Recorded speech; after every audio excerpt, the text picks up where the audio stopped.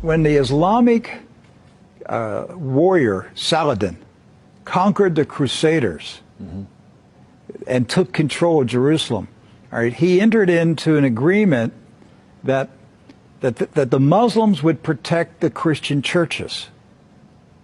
And so he appointed 2 Muslim families.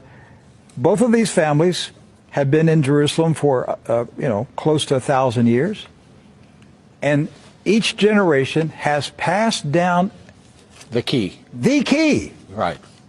The physical key. Mr. Judah said that the key he presently has is 800 years old.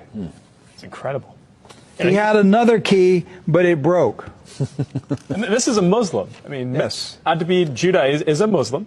And he said it's a great honor for a Muslim to hold the key to the Church of the Holy Sepulchre, which is the most important church in Christendom.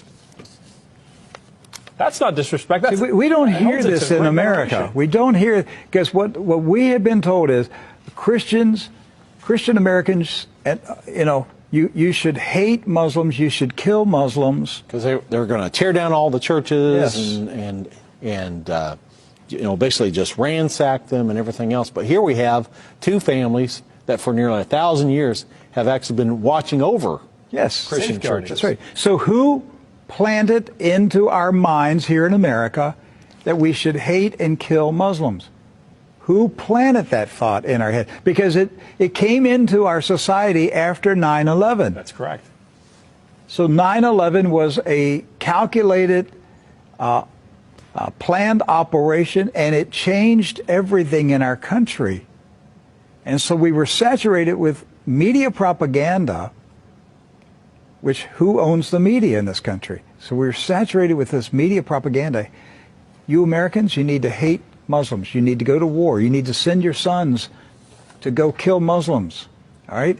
And yet, when you go to the Middle East, you find out that the Muslims, like Christians, are taking care of Christian churches. Yes. Do not hold animosity against Christians or Americans, except in the case where Americans are pushing for war in their countries or trying to take their land.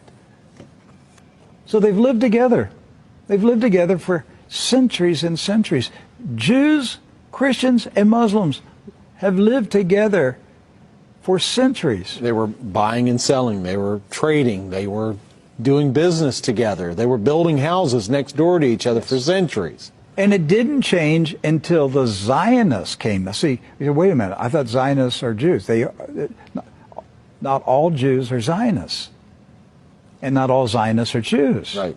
Zionism is a political movement. Yes. Right. It's an ideology. Yes. Not an ethnicity. And so when the Zionists came to Jerusalem and Palestine, basically in the 1920s and 30s and 40s, all right, they came to agitate. They came to infiltrate. They came to seize control.